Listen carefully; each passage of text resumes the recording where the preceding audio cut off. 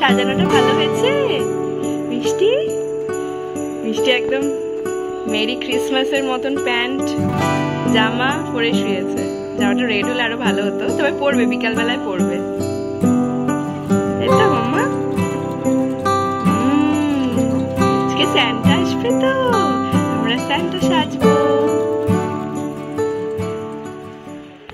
তো মোটামুটি কমপ্লিট হয়ে গেছে, কিন্তু এই স্টারগুলোতে কোনো সিস্টেম করা নেই, এগুলো আবার আলাদাভাবে জুড়তে হবে, তারপর দিতে পারবো। তো মোটামুটি মিষ্টি ক্রিসমাস ট্রি সাজানো। তো এইসব আমরা আগে করতাম বলো, মিষ্টি আসার পরে এগুলো ইচ্ছা হয় করতে, আর ভালোও লাগে, তাই না? এগুলোই তো মনে থাকবে। মাম্মা এ নাও মিষ্টি, এই যে খাও। মিষ্টি কিন্তু খুব পছন্দ করেছে, কালকে ওকে দিয়েছিলাম খেতে।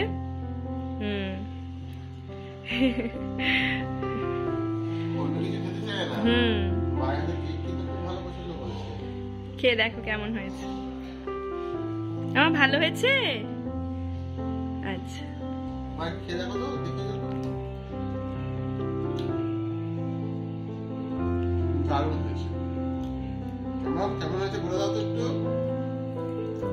চকলেট কেকটা একটু খেয়ে দেখো, খাও। এটা বলো কেমন হয়েছে।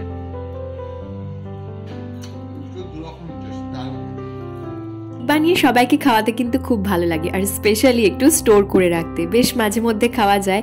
আর কেক বানানোটা আমার কাছে এখন এতটাই ইজি হয়ে গেছে, শুধু জাস্ট কয়েকটা প্রসেসের মধ্যে দিয়ে যাও, আর বেকিং হতেই তো ম্যাক্সিমাম টাইমটা নেয়।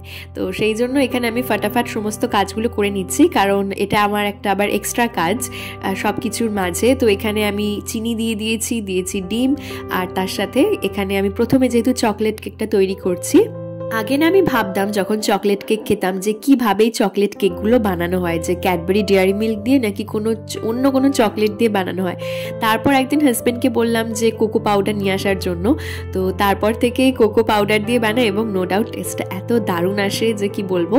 তো এই যে একটা কেক প্রথমে বসিয়ে দিই, আর এখানে আমি একটুখানি চকলেট মানে ক্যাডবেরি ডেয়ারি মিল্ক যেগুলো হয় সেগুলো আমি নিয়ে এসেছি কয়েকটা।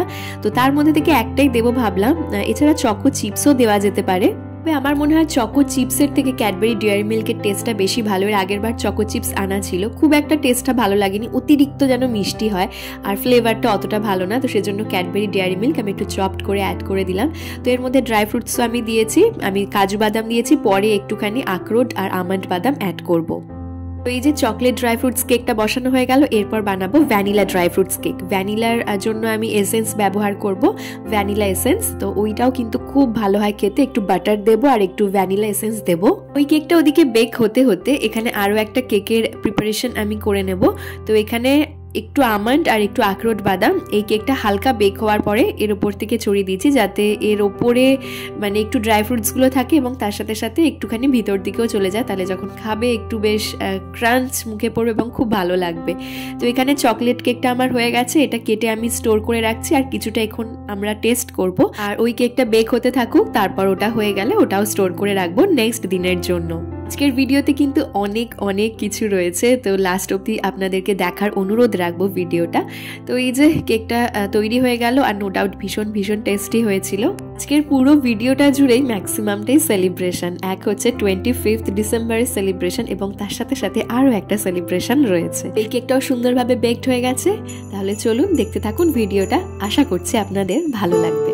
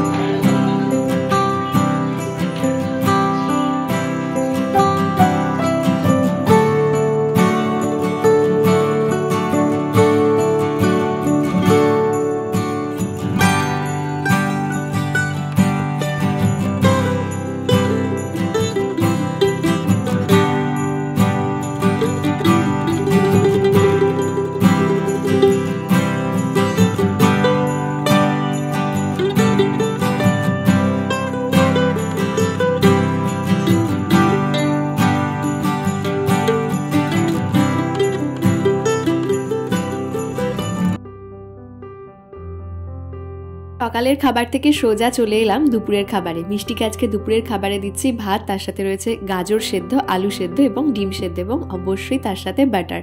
এই খাবারটা না আমার প্রচণ্ড প্রিয় খাবার এবং মিষ্টিকে অন্যান্য খাবারের থেকে দেখেছি এই খাবারটা বেশি পছন্দ করতে। তারপরে আমি আর হাজব্যান্ড একটু সন্ধ্যেবেলা বেরিয়েছিলাম, একটু ফ্রুটস কেনার ছিল, তো শুধু এইটুকুই কেনার ছিল আজকে আমাদের। তো ঠাকুরের জন্য একটুখানি ফল কেনার ছিল, তো সেই ফলটা কিনে নিয়ে চলে এসেছি। আর মিষ্টির জন্য একটু টুকটাক আপেল টাপেল এসব কিনলাম। তারপর বাড়িতে আজকে আরও একটা কাজ ছিল, তো হাজব্যান্ড তারপরে বেরিয়ে গেল, কারণ কি ওর তাড়াহুড়ো ছিল আর মাঝে ও একবার আসবে বলে একটু তাড়াহুড়ো করছিল বিকাল থেকেই। তো সেই জন্য মাঝে একবার বেরিয়ে ফলটা কিনে নিলাম, কারণ ফল কেনাটা আজকে একটু দরকার ছিল। বাড়ির সামনেই আলিপুর বাজার বলে একটি বাজার রয়েছে, তো সেখান থেকে আমরা সাধারণত ফল টল কিনি, কিন্তু একটু দাম বেশি নেয়, কাছে হওয়ার সুবিধার্থে এখান থেকে নিয়ে নিই। এসে গেছো?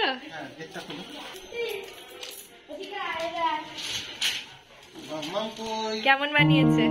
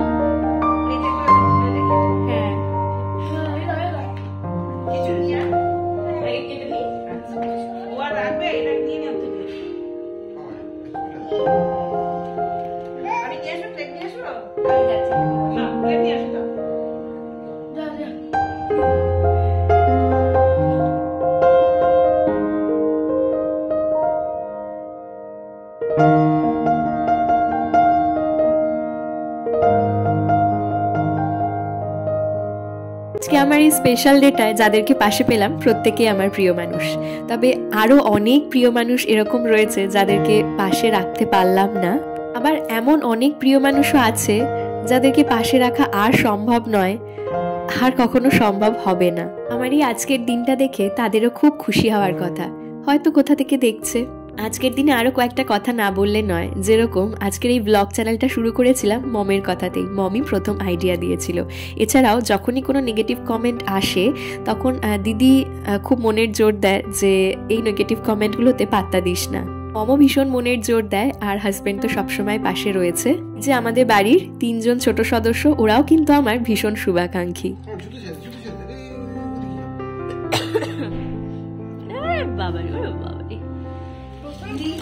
গিফট মানে এখন আমারই তাই না? কারণ কি এখন দেখবেন মা হয়ে যাওয়ার পরে আমি কি পেলাম সেটার প্রতি যত ইন্টারেস্ট থাকে, মেয়ে কি পেলো তার প্রতি বেশি ইন্টারেস্ট থাকে, মানে সন্তান। আর তোমার গিফট হচ্ছে ফ্লাওয়ারটা। এটা কি মুভিং টয়? হ্যাঁ। ব্যাটারি আছে? মামা দেখ, ওয়াও, তোমার মধ্যে